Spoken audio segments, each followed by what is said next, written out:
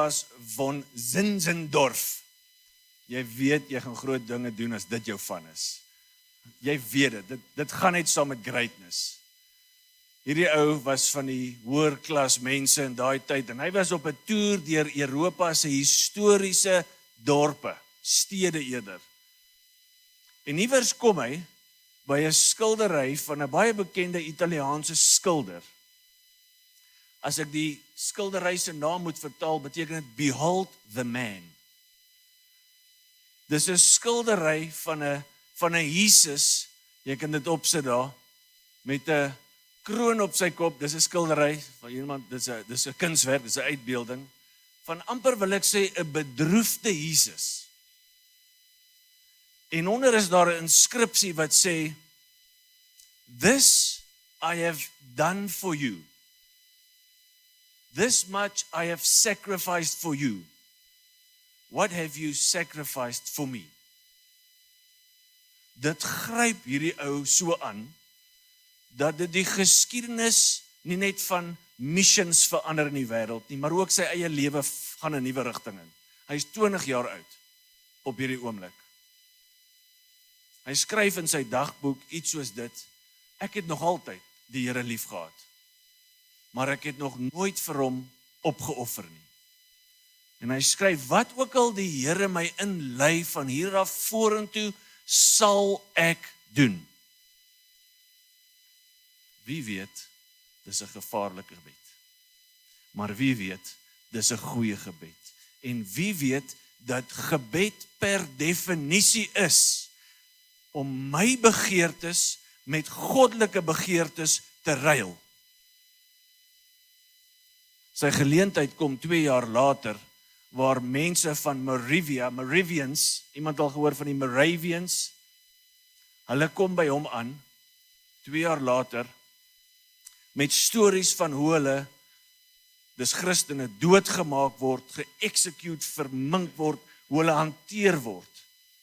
En hy maak sy estate, hy het 'n groot grond, oop vir hierdie ouens, hierdie mense, wat nie ver van 'n buurland afkom nie. Hy maak sy estate oop en hulle begin daar bly, tot 300 mense op sy werf. Binnekort is daar groot gevegte, want dis verskillende mense met verskillende idees. Hulle maak die Bybel oop onder leiding van hierdie ou, en hy sê, ons gaan die Bybel lees, wat dit spesifiek sê oor die gemeenskap van gelowiges. Ek dink is 13 Augustus 1727, tydens 'n nagmaaldiens, is daar 'n uitbreking van die Heilige Gees oor hulle. Al hierdie verskille word weggebrand, en daar kom 'n eenheid onder hulle, wat nooit weer sou verander nie. Hulle begin 'n gebedsbeweging vir meer missions, vir meer sendings, vir meer evangeliserings, wat vir 24 uur 'n dag, 7 dae 'n week, vir meer as 100 jaar aangegaan het. Een ou wat gesê het, Here, wat ook al U my inlei, I'll do it. 3 jaar later kom daar 'n ou by hulle aan, Anthony Ulrich, van die Wes-Indiese eilande, waar onder slawerny gebuk gaan. Hy vertel vir hulle van wat daar aangaan, die slawekampe. En hy pleit by van Zinzendorf, stuur asseblief missionaries. Maar daar is 'n catch. Jy gaan 10-1 jouself as 'n slaaf moet verkoop om 'n missionary daar te gaan wees. 'n Vryman moet 'n slaaf word om daai mense te bereik. Enigiemand, daar's sign-up kaartjies hier by die deur. Ons het net so 3, ons het nie gedink almal gaan vir dit spring nie, maar miskien is daar. Ek joke. 2 ouens steek hulle hande op. Jy kan so 'n bietjie aangaan. Johan Dauber en hierdie David Nichman, ek weet nie om sy van uit te spreek nie. En na lang tyd, na baie struikelblokke, éventueel gaan hulle. Hulle is vir 4 jaar daar. Hulle word die eerste Moravian missionaries na hierdie eilande toe. In 'n tydperk van nog klomp jare kom daar 13,000 mense tot bekering en word gedoop. Hulle was van die eerstes wat uitgereik het. Dis nog voor enige ander sendeling daar was. 13,000 mense. Imagine jy's 'n slaaf en daar kom iemand by jou aan, En ek weet dit is vir ons moeilik om dit in te picture, maar dit was nie 'n lekker plek om te wees nie. En iemand kom daar aan en hulle vind uit hy van waar kom jy? Nee, ek kom van daar van Germany af en ek het myself verkoop om vir julle nuus te bring. Wat sal dit doen hier binne aan jou? Man, iets van daai sacrifice. Iets van daai, this is gotta be serious. Kan nie glo iemand doen dit nie. Trek my dadelik in om te luister. Is jy met my? Is dit nie die einste trekkrag wat die kruis van Jesus het nie? Is daar nie binne in dit iets van dit dat 'n heilige God sonde word sodat ons by hom kan wees? Vandag se tema is die trekkrag van die kruis. En as ek moes vertaal in Engels, moenie lag nie, Marshall. Something like the drawing power of the cross, the magnetism of the cross. Net as jy nie by is met die Afrikaanse woord nie. So jy kan jou Bybel oopmaak by Johannes 12, John 12, Liana daaruit gelees vanoggend, John 12, vers 27 to 33.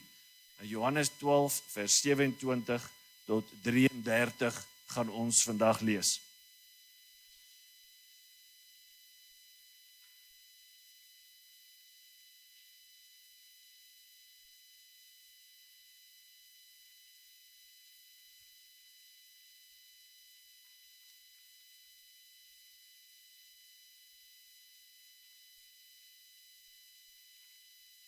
Kom ek bid vir ons, Here.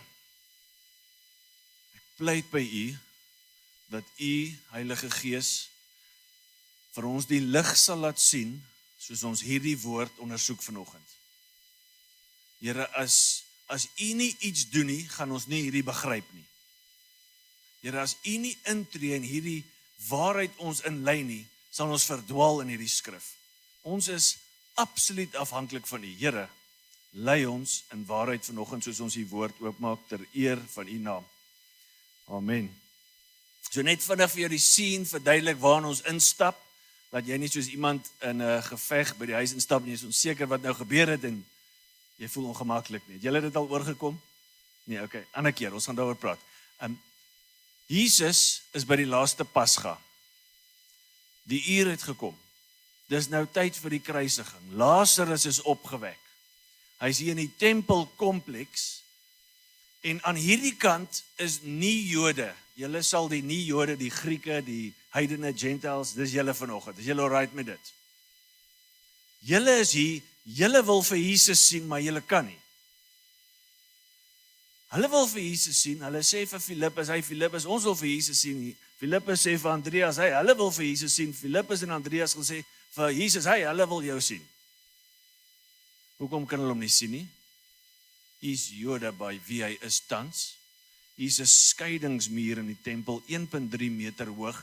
The Gentile court, julle mag nie verby hierdie punt kom nie. Julle mag na die allerheiligste, die heiligste gedeeltes toe gaan nie. Bloot, jy's nie 'n Jood nie. Jesus in die middel van hierdie scene, besef iets. Die uur het gekom. Iets het gebeur. Waar kom hierdie behoefte van hierdie spul mense om hierdie Jesus te sien? Waar kom dit vandaan? Jesus besef, die trekkrag, die trekking, die liefde begin mense intrek en dit was nou net Jode, nou gaan dit meer as die Jode wees. Jesus besef dit en die uur het gekom, na dit sê hy, man, die koringkorrel moet eers in die grond val, anders dan gaan dit nie baie vrug dra nie. Hy praat van homself. En hy sê, as jy my volg, as jy my liefhet, gaan jy my volg. As jy my dien, gaan jy my volg. As jy jou eie lewe liefhet, in feite as jy dit nie haat nie, dan is jy nie gered nie. Tawwe woorde. En dan is Jesus so seker van die kruis lê voor en dan sê hy hierdie woorde.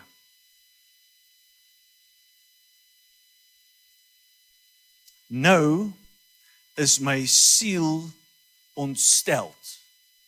Troubled, unsettled beteken die woord. Dis die idee van iets wat moet stil wees, 'n mooi stuk water met lekker voeltjies wat mooi vlieg En dan spring iemand daarin en hy roer dit. Dis unsettled.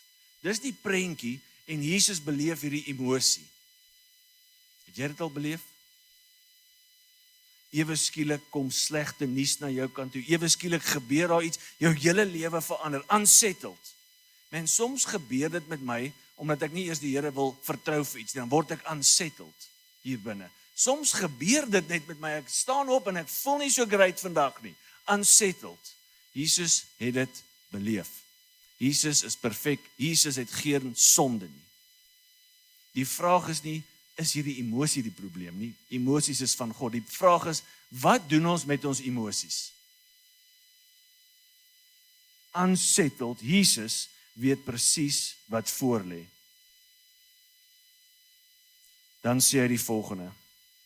Wat sal ek sê, Vader, red my uit hierdie uur? Wat is die eerste plek waartoe jy hardloop, Tian, as jy unsettled hier binne is? Wat is die eerste plek? Hy sê Vader. Hy draai na gebed. Men as daar unsettled iets in ons is, die eerste plek waartoe ons moet draai, is na die Vader wat met een woord 'n see kan stilmaak weer. Vader, red my uit hierdie uur, vraagteken. Dit het my gehelp om te onthou wie hierdie Jesus is wat dit sê. Hierdie Jesus wat mens geword het, is alwetend. Menend, hy het geweet, dis meer, hy het geweet die fisiese pyn wat voor lê. Hy het geweet die pyn van 'n vriend wat jou gaan verloon. Dit maak seer. Hy het dit geweet. Hy het geweet die pyn van vuishoue in die gesig van God. Dink daaroor. Hy het geweet die pyn van 'n doringkroon. Hy het geweet die pyn van 'n gesel wat nie net jou vel sal afruk nie, maar 10 teen 1 van jou organe expose, waarvan baie mense dood gegaan het. Hy het presies die omvang van daai pyn geweet. Hy het geweet die pyn van die spykers, die spies. En dit als voor sy ma, voor geliefdes. Hy het dit geweet. Maar hy het ook geweet van die geestelike pyn. Hy het geweet, al is hy heilig, hy's God, gaan God hom sonde maak. En die Vader is heilig, en die Vader kan nie op sonde met guns kyk nie. Daarom is dit God, en dis iets om te oordink, God wat God verlatenheid beleef. Wat? Dis God wat sy rug draai op Jesus, en is Jesus wat sê, my God, waarom het jy my verlaat? Die ergste marteling in daai oomblik. God verlatenheid. Hy weet al hierdie goed. Hy het alwetend, hy weet dit, maar daar's nog iets. Hy's almagtig. Wat beteken, hy kan hom in 'n oomblik red self. Maar hy doen nie. Daar is iets, as ek daaraan dink, wat my intrek na die kruis toe, wat my trek na die kruis toe en vra, watse opoffering is hierdie? Watse tipe liefde is hierdie met die volkennis van wat gruisam gaan gebeur, die tragedie, maar hy gaan steeds. Daar's iets van dit wat my laat dink, hoe lief het hy die mense. Daar's iets wat my laat dink, hoe heilig die Vader is, dat hy nie op sy eie seun eers kan kyk nie, want hy het hom sonde gemaak.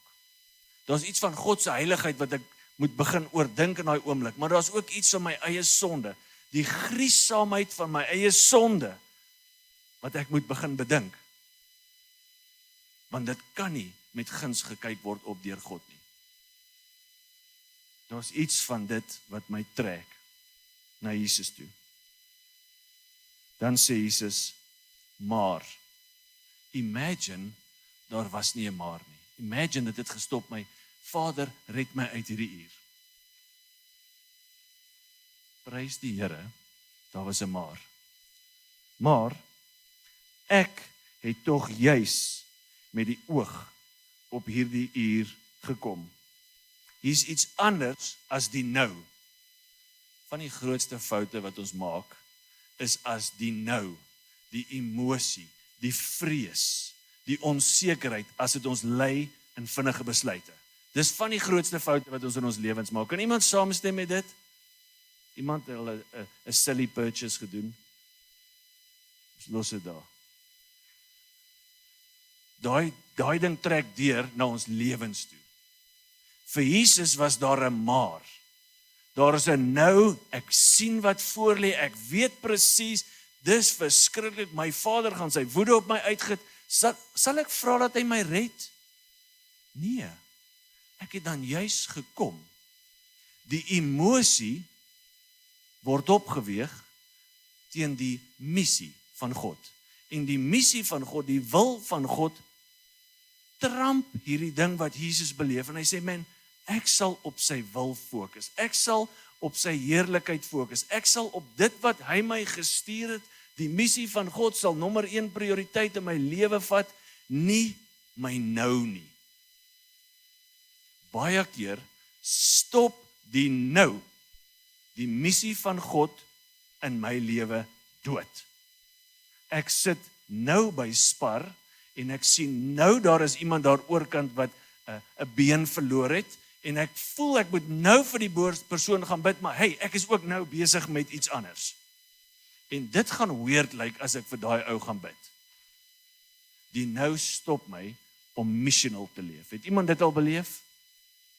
Die nou van wat gaan hulle sê, die vrese, die nou van man, ek het my lewe vir Jesus gegee, ek leef nie soos die ander kinders in die klas nie. Wat gaan hulle nou van my sê? Dit stop baie keer die missie van God in ons lewens. Soms stop ons by gemak.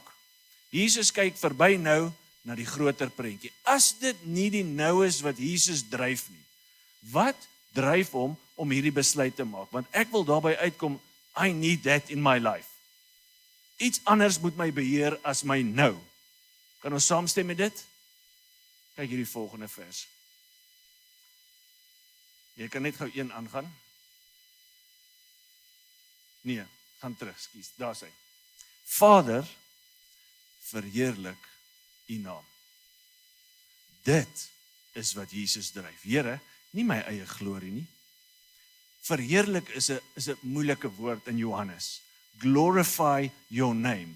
Dit beteken, Here, die substance, die essensie van wie jy is, mag dit sigbaar word. Mag mense na Tiaan se lewe kyk, na Johnny se lewe, na Patrick, na almal se lewe en sê dit wat jy nou doen, verkondig die gewigtigheid van wie God is. Dis massive. Dit dryf Jesus. Dryf dit jou? Jesus weet presies waartoe hy moet stap. Sy ware noord is die heerlikheid van God. En gaan dit opoffering vat? Verseker. Daar is geen missie sonder liefde en opoffering nie. In die hartjie van die mission of God, the gospel is 'n God wat liefhet en 'n God wat opoffer. Dit sou nie daar gewees het as dit nie vir dit was nie. En daar is ook nie 'n vooruitgang van hierdie missie as ons nie daai selfde ingesteldheid opneem nie. Dink aan daai 2 ouens wat hulle self verkoop het vir slawerny. 13,000 mense kom tot bekering as gevolg van dit.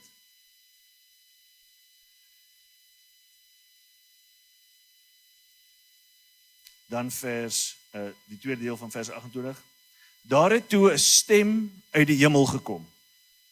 Ek het dit verheerlik en ek sal dit weer verheerlik.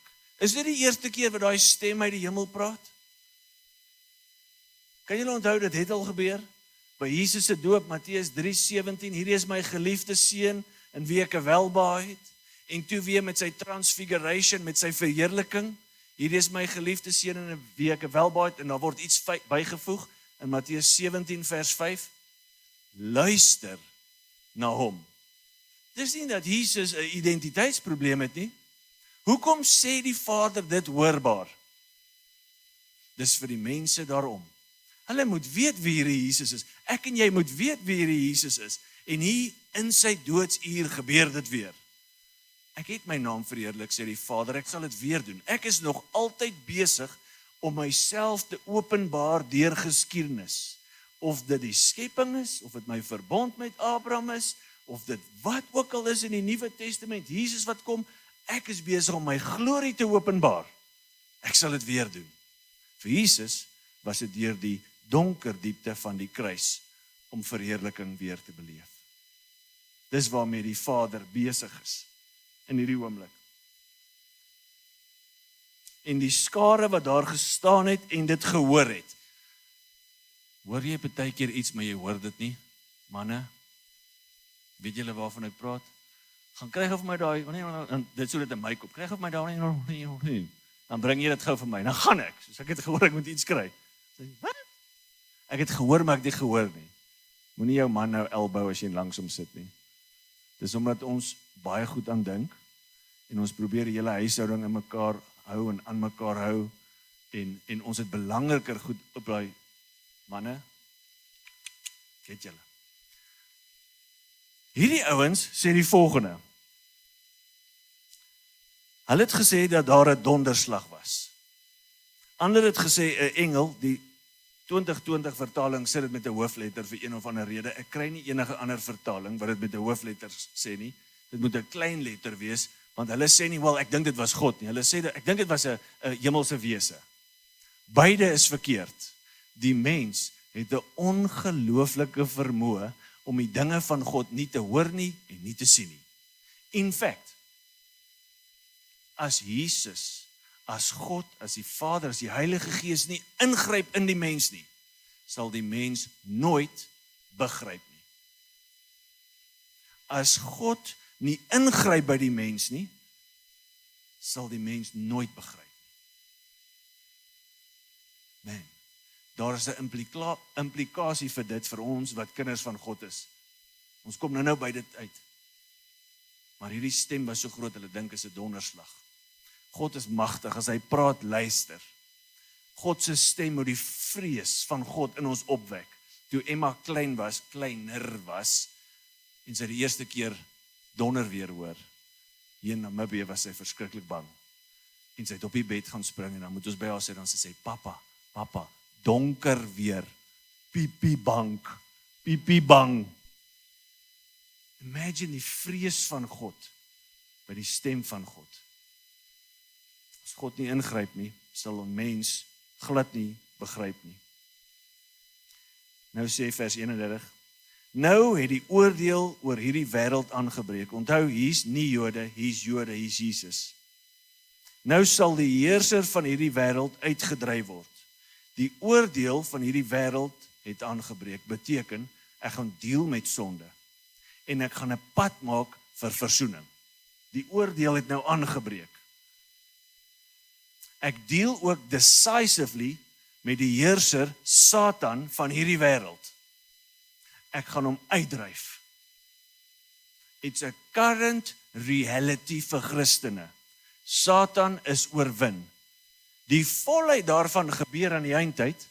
Hierdie is 'n vervulling van Genesis 3. Die vrou, jy sal in enmity wees teen haar. Jy sal die hakskeen byt. As ek reg onthou die Afrikaans, maar die kop sal verbrysel word. Dis 'n begin van dit. Dis dit. Wat beteken dit vandag vir my en jou? Nommer 1, as jy 'n Christen is, this is amazing. Al jou sonde, jy sal nooit weer voor Christus skuldig staan daarvoor nie. Die oordeel was klaar vir jou. Hy het dit op Jesus gesit. Ek dink, ek voel van ons hoor dit nie. Van ons besef nie die goedheid van die goeie nuus nie. As jy in Christus is, al jou sonde, hede, verlede, toekoms, dealt with. Daar is geen veroordeling vir die in Christus nie. Man, as ons dit snap, dink ek sou nie een van ons nou gesit het nie. Man, ek dink ons sal stoele omskop. Dit is amazing nuus. Die ander deel wat dit beteken, die heerser is uitgedryf, jy en ek kan deel in Christus se oorwinning nou. Jou huwelik, wat stikkend is, kan hernie word. Jou gewoonte sondes kan breek. Die vrese wat jou dryf, kan breek. Die verlede, alles wat jy verkeerd gedoen het, Jesus kan dit wegvat. Jou kinders, Here kan hulle red. Ons kan deel in hierdie oorwinning wat Jesus vir ons gekry het. En dan vers 32, die laaste 2 verse. En as ek van die aarde verhoog word, dis wat Liana gelees het, sal ek almal na my toe trek. Dit het hy gesê, om aan te dui watter dood hy sou sterf. Nie Jode, Jode. As ek verhoog word, dit het hy gesê om aan te dui watter dood hy sal sterf. Verhoog, kruisiging, in die immediate context. In die langer konteks, as hy hemel toe gaan, as hy aan die regterhand van die Vader sit. As ek verhoog word, sal ek almal na my toe trek.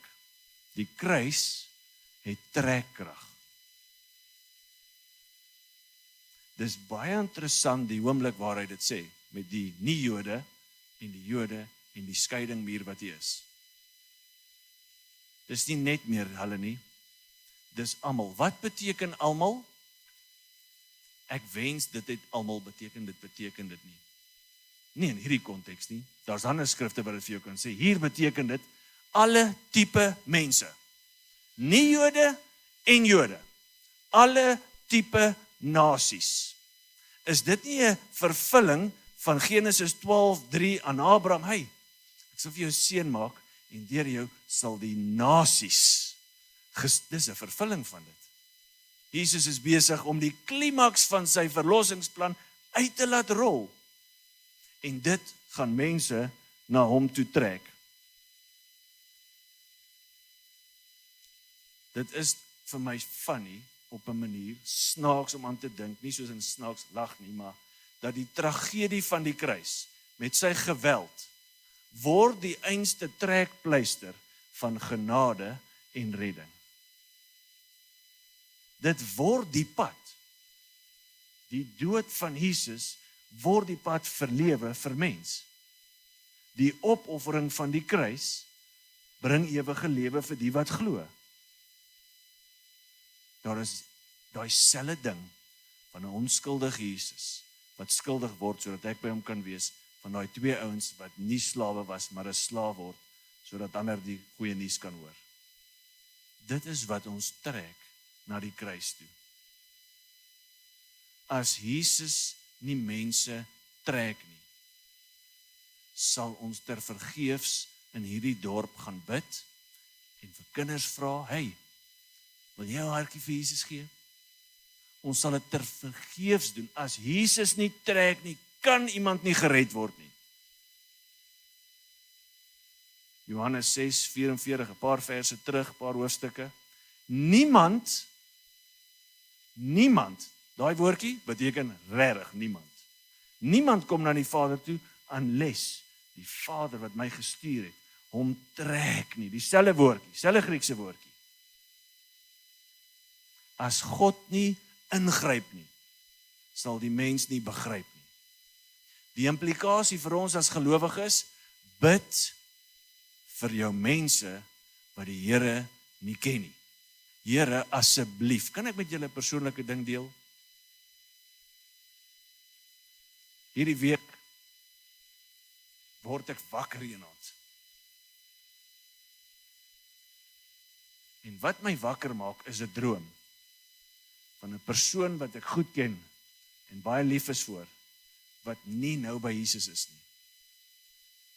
En ek word wakker van die angs en die gil van iemand wat gemartel word.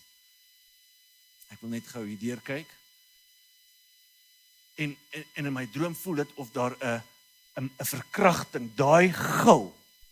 Ek word wakker van dit, ek weet presies wie dit is. Al wat ek oor het toe ek wakker word is gebed. Ek besef die gil, ek besef ek wil hê die persoon moet gered word, maar ek besef ook ek kan niks doen nie. Al wat ek kan bid is, Here, trek, asseblief trek. Ek besef die uiteinde van hierdie lewe, daai persoon nie. En al wat ek oor het is gebed. Sal jy vir jou mense begin bid? As Jesus hulle nie gaan trek nie, is dit die einde van daai lewe. Soos ewige lewe begin het vir ons in hom, so begin ewige verdoemenis en pyn en Godverlatenheid vir die wat hom nie ken nie. Die tyd is verby dat ons lukraak te werk gaan met mense wat Jesus nie ken nie. Die tyd is verby vir dit om te gaan vertel van Jesus sonder om te bid voor die tyd. Ek wil jou bemoedig om vir jou familielid te bid, vir jou kollega te bid, om 'n opoffering te maak in gebed vir mense wat hom nie ken nie. Ons raak so maklik gewoond aan mense wat verlore gaan. In ons sirkels, ons stap verby hulle. Man, die heerlikheid van God het Jesus gelei. Mag dit ons ook lei. As Jesus, ons sluit hiermee af, as Jesus mense trek, soos dit, waar los dit ons? As hy die sovereign one is, as hy dit bewerk, waar los dit my en jou? 'n paar hoofstukke later vind ons na Jesus se opstanding 7 disippels, Tommy, een van die beste verse in die Bybel. Ek gaan visvang. Net so, bam. Man, ek soek nog iemand, maak asseblief vir my 'n beker met dit, met Johannes 21 op. Ek gaan visvang. Die vers gaan nog 'n bietjie aan, maar vandag stop ons daar. Ek gaan visvang. 7 disippels gaan vang die hele aand vis. Hoeveel vang hulle? Jesus kom daar aan. Hey, ouens, gooi die net aan die regterkant uit. As Jesus nie daai visse trek nie, kan jy met jou net uitgooi soos jy wil, hy gaan nie vol word nie. Hulle gooi die net uit, hy is so vol dat hulle wat nie kan doen nie, hulle kan nie die net trek, selfe woord. Hulle kon hom nie intrek nie. Ander manne moet help, hulle trek hom kant toe. En daar is die vangs. As Jesus nie die visse trek nie, ter vergeefs gooi ons in. Maar die feit dat Jesus die trekwerk doen, nullify nie ons responsibility nie. Daar's 'n samewerking tussen hy trek, ons gooi nette. En wat vir my mooi is, daai net moes uiteindelik gebreek het. Hy moes uiteindelik gebreek het. Hy het nie. As Jesus jou getrek het en jy word gevang, is jy veilig vir altyd. Dit wat hy bied is genoeg. Man, what a great picture of salvation van daai paar ouens, en dis net weer eens 'n skets.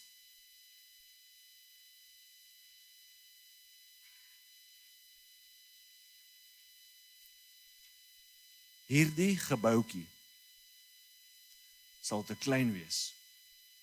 En nie dat ons agter groot kerke aanhardloop nie, maar 'n leë hel, 'n vol hemel, missionaries, mense wat uitgaan, as gevolg van die heerlikheid van God. Hierdie plek sal te klein wees. As ons begin bid, Jesus doen die trekwerk en ons gooi die nette uit. En ons help iemand deur die groeipad om saam met ons te kom visvang. Hierdie dorp sal gered word. Osona sal gered word. Namibië sal gered word. Dit het begin by een ou wat sê, Here, daar waar jy my lei, ek sal dit doen.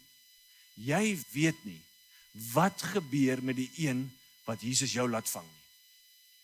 Jy weet nie of daar 13,000 siele op daai ou se naam geskryf is wat hy na Jesus toe gaan red nie. Moenie dit minimize nie.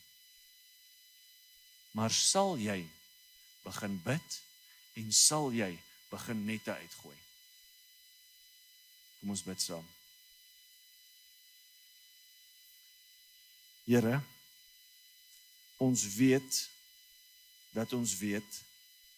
dat U is die Almagtige, die een wat enige iets kan doen. Here, hier staan ons. Iemand het na my uitgereik.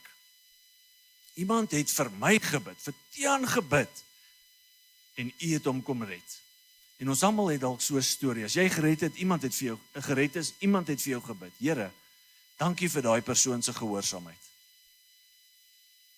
Miskien is dit 'n goeie tyd, as jy daai persoon nog ken, en die persoon lewe nog, om vandag 'n WhatsApp te stuur en sê, hey, dankie dat jy dit gedoen het. Dankie vir jou gehoorsaamheid in die groot opdrag.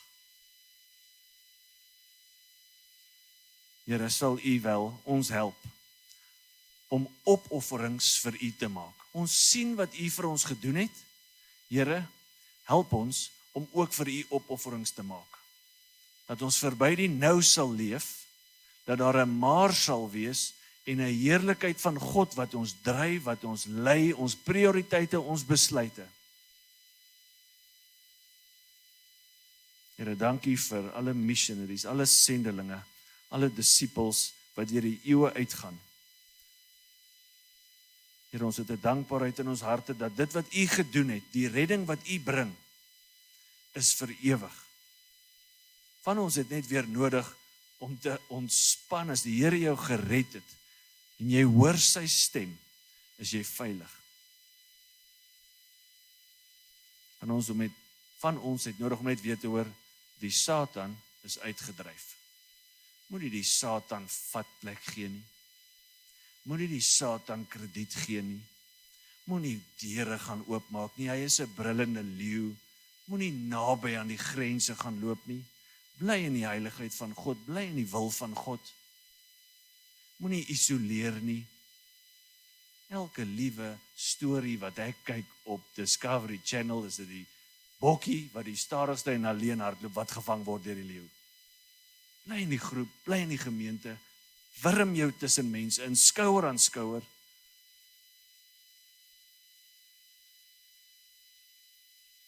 En ek wil afsluit deur te bid vir enige iemand wat hier sit en jy, man, voel bedroef. Daar is 'n onstuimigheid in jou siel oor iets. Here, U is die prins van vrede. En ons beveel, omdat hierdie Satan uitgedryf het, beveel ons daai storm om nou stil te word. Here, gee ook hierdie persone nuwe moed dat U hulle wil gebruik. Al wat hierdie storm doen is vrees en passiwiteit. Dit stop vandag in Jesus naam. Here, en gebruik hierdie gemeente om ligdraers te wees in hierdie dorp. Het jy iemand op jou gedagtes? Sit die Here dalk iemand op jou gedagtes waarvoor jy moet begin bid? Sal jy gou vir hom bid, vir haar bid, vir hulle bid? Here, hoe moet ons reageer na ons gebed? Wat sal ons doen? Wat sal ons sê? Sal U ons lei? Ek dink dit is in die rigting van 'n opoffering. Dit gaan vir jou opoffering verg om by hierdie persoon uit te kom. Miskien nooi hulle vir 'n ete. Wat moet ons bring? Nee, julle bring niks nie. Opoffering, julle kom net. Wat ook al die Here vir jou sê, sal jy dit doen? Here, ons sien uit om die hier te verwelkom wat nie hier is nie. Sal U die trekwerk doen en ons die gehoorsaamheid gee om die net gooi werk te doen. In Jesus naam bid ons dit. En almal sê amen. Gaan uit as 'n gestuurde visserman hierdie week in Okahanja. En moenie gaan mielies gooi nie, maar gaan gooi nette. Ons sien jou hier buite. Onthou van Victory Training om in te skryf. Enige gebed nodig, ons is hier voor, ons sal graag saam met jou wil bid. Amen.